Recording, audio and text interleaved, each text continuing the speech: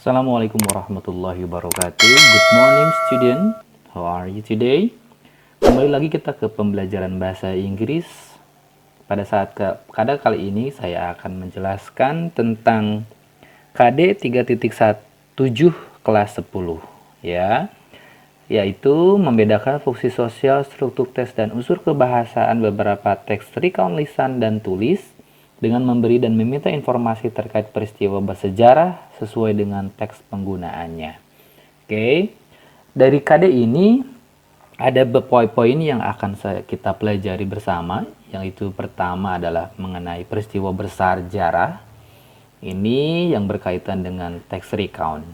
Oke, oleh karena itu dalam kesempatan 3.7 ini kelas 10 tujuannya adalah membedakan fungsi sosial, struktur teks, dan unsur kebahasaan beberapa teks recount, lisan dan tulis dengan memberi dan meminta informasi terkait peristiwa bersejarah sesuai dengan konteks penggunaannya. Nanti pada PowerPoint ini atau pada video ini saya akan menjelaskan satu persatu mengenai fungsi sosial dan struktur teksnya, serta dalam aplikasinya kita menganalisis sebuah teks dari recount, khususnya teks yang berkaitan dengan peristiwa bersejarah. Oke, sebelum itu saya akan menampilkan dulu contoh dari recount teks, yaitu judulnya Reformation of Indonesia. Oke, saya akan jelaskan bagaimana teks ini nanti kita kupas tuntas semua sampai language feature-nya, unsur kebahasaannya, dari structure-nya kita kupas semua di dalam teks ini. Oke, saya kenalkan dulu. Ini ada satu teks berjudul dengan Reformation of Indonesia. For more than 30 years, Indonesia was governed by Suharto as president after the era of President Sukarno. As the people started to feel injustice, several cracks emerged that shake political condition. Political tension in capital city increased by numerous riots occur in several cities and violent ethnic clashes. Dalam paragraf pertama itu dijelaskan ada Soeharto yang sudah menjabat selama 30 tahun dan selama kepemimpinannya orang-orang merasakan ketidakadilan dan muncullah perpecahan sehingga politik di Indonesia khususnya ibu kota itu meningkat dan perpecahan antar etnik pun terjadi. Paragraf kedua ya. Government became unstable and struggle as a monetary crisis hit Asia in second half of 1997. Indonesia was one of the suffer most. Price rose massively and many business went bankrupt. As economic fell down, people got angry and protests occurred everywhere. The protests become bigger and riots start in many parts of Indonesia. Paragraf kedua ya menjelaskan bahwa pemerintah mulai tidak stabil dan terjadilah perjuangan-perjuangan yang mengatasnamakan krisis moneter ya yang melanda Asia khususnya pada pertengahan 1997. Nah, Indonesia menjadi salah satunya yang terdampak. Harga-harga mulai naik, beberapa usaha atau pelaku bisnis itu bangkrut, ekonomi jatuh, orang-orang mulai protes di mana-mana, terjadi demonstrasi ya, sehingga protes itu menjadi besar dan terjadi beberapa di wilayah Indonesia. Oke, paragraf ketiga. During the monetary crisis, Suharto could maintain his position as president when he was re-elected on March 1998. However, Suharto did not do anything that could help the economy. As the government seemed helpless in bringing the economy back, people demanded President Suharto to step down. Pada paragraf ketiga, dijelaskan bahwa selama krisis moneter terjadi, Soeharto itu mengamankan posisinya sebagai presiden dan dia terpilih kembali pada Maret 1998 yang mana ketika beliau menjadi presiden kembali dia tidak melakukan sesuatu untuk mengembalikan ekonomi menjadi lebih baik dan akhirnya orang-orang menuntut Presiden Soeharto untuk turun. Paragraf keempat, demonstration was held everywhere and it became the peak with Trisakti incident on 12 March 1998. 4 students was shot out dead when demonstrating at Trisakti University at Jakarta and 9 students were killed at Semanggi. The incident led huge riots in Jakarta and various cities all over Indonesia. Nah, ini dijelaskan dalam paragraf keempat bahwa demonstrasi itu terjadi di mana-mana dan menjadi puncaknya dari demonstrasi itu terjadi di Trisakti tanggal 12 Mei 1998. 4 orang mahasiswa ditembak ketika demonstrasi dan 4 orang dari mahasiswa Trisakti dan 9 orang dari ditembak di Semanggi. Insiden ini memicu beberapa gejolak yang akhirnya di hampir seluruh Indonesia itu protes ya atau melakukan demonstrasi. Oke, paragraf terakhir. Finally, Soeharto was pushed step down and reformation era begin in Indonesia. Nah, kalimat terakhirnya itu bahwa diturunkan secara paksa dan reformasi ini mulai terjadi di Indonesia. Oke, ini perjelasan singkat mengenai reformasi di Indonesia ya. Oke, jelas ya bahwa salah satu contoh teks yang tadi itu adalah recount text. Oke, kita mulai dulu dari definisi. Apa sih sungguhnya dari recount text itu? Yang seperti apa recount text itu? Oke, recount text actually is a text that's telling the reader about one story, action, or activity in the past time. Jadi seperti contoh yang tadi, reformasi di Indonesia itu adalah kejadian masa lalu. Sehingga ini masuk ke dalam teks recount. Yang mana? Yang memberikan informasi sebuah kejadian atau kegiatan ya. Tujuannya apa ya? Kita membuat sebuah recount text atau mempelajari recount text, yaitu to entertain or information the reader by telling an experience last event. Jadi dengan adanya recount text ini kita diharapkan mampu untuk mendapatkan sebuah informasi atau memberikan informasi atau menghibur para pembaca tentang sebuah kejadian. Oke. Tipenya dari recount text itu ada 3. Yang pertama itu personal recount, factual recount, and imaginative recount. Nah, pada personal recount apa itu? Usually retell an event that the writer was personally involved in. Nah, untuk personal recount ini penulisnya langsung yang diceritakan. Nah, biasanya yang sering ada di toko buku itu biografi ya. Salah satu jenis dari personal recount. Terus factual recount is a text that telling that or recording an incident and for example science experiment or police report. Nah, kalau yang ini seperti yang barusan ada sebuah record, ada penyimpanan sebuah kejadian di masa lalu yang masuk ke dalam sebuah recount. Nah, jenisnya itu adalah factual recount. Itu fakta ya, factual recount. Next, imaginative recount. Imaginative recount is a writing imaginary role and giving detail of event.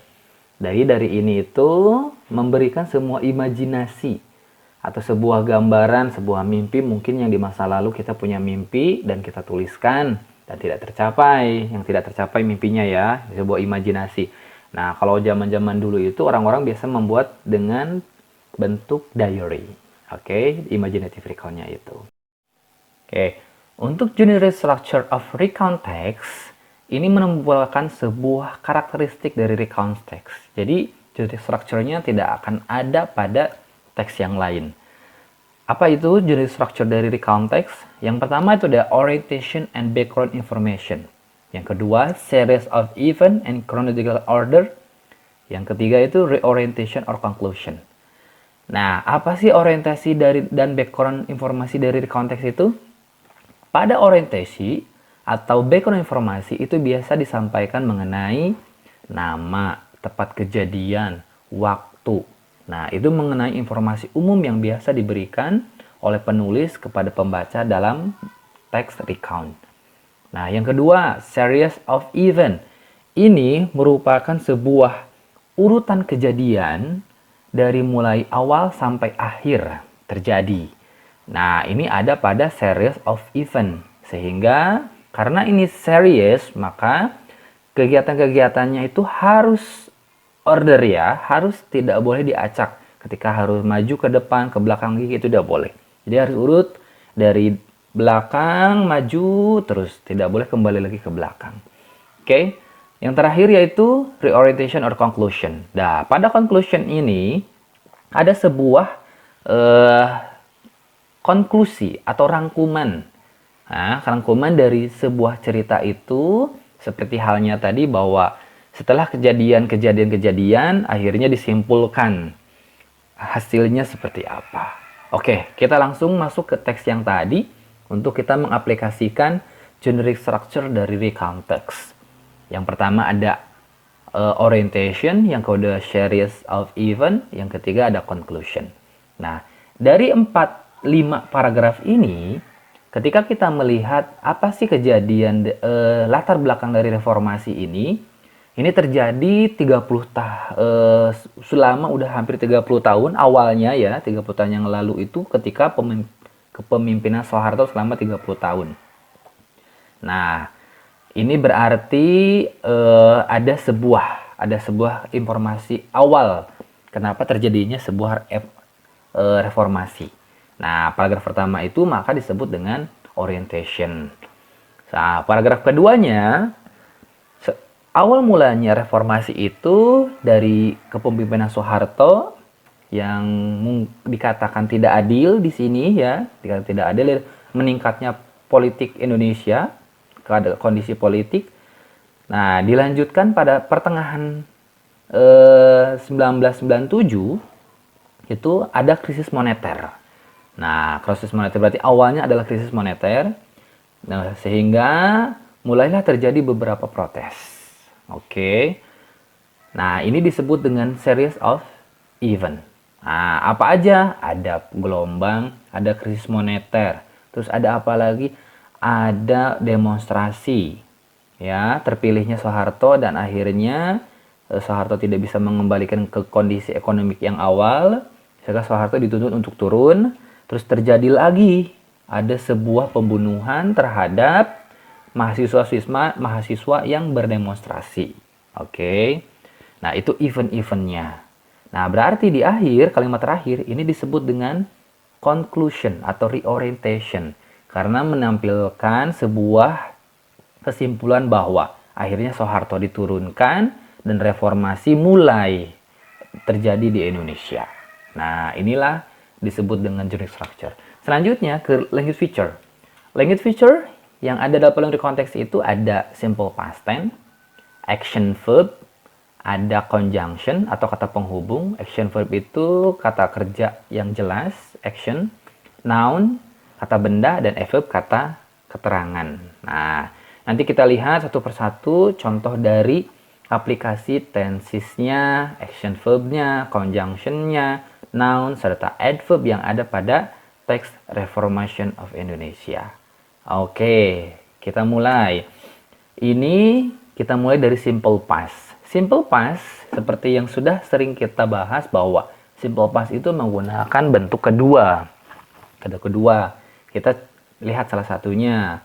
Contoh nanti kita analisis satu persatu dari simple past ini. Oke, nah ini ada contoh dari simple past itu was. Nah, was itu bentuk kedua dari is. Selanjutnya ada started. Started kita mulai, ada tambahan ed di belakang. Awalnya itu start. Selanjutnya ada emerge. Nah, emerge itu ada penambahan ed juga. Awalnya itu verb satunya ada emerge. Oke, itu simple past. Satu lagi ada occur. Occur ada penambahan ed. Itu awalnya occur. Oke, itu adalah kata-kata atau bentuk dari simple past. Nah, nounnya kita lihat analisis dari verb, paragraf kedua. Kita cari kata benda. Ada the government. The. Nah, jelas kalau ada the berarti itu udah benda. Oke. Indonesia. Itu benda. Terus business. Oke.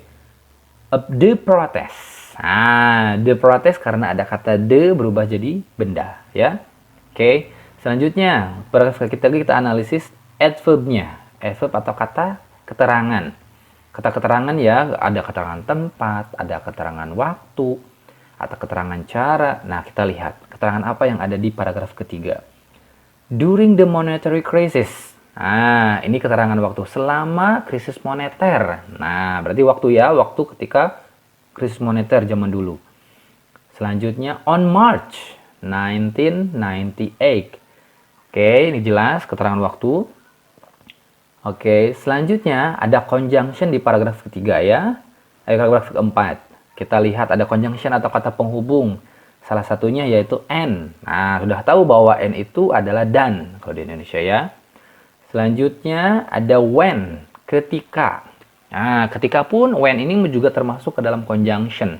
Disebut dengan subordinating conjunction ya. Selanjutnya ada and. Oh, and lagi nih. Ini sebagai coordinating conjunction, kata penghubung.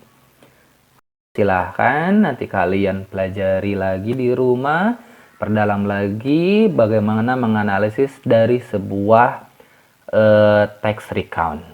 Oke, itu saja yang mungkin bisa saya jelaskan pada kesempatan kali ini. Billahi taufiq wal hidayah. Wassalamualaikum warahmatullahi wabarakatuh.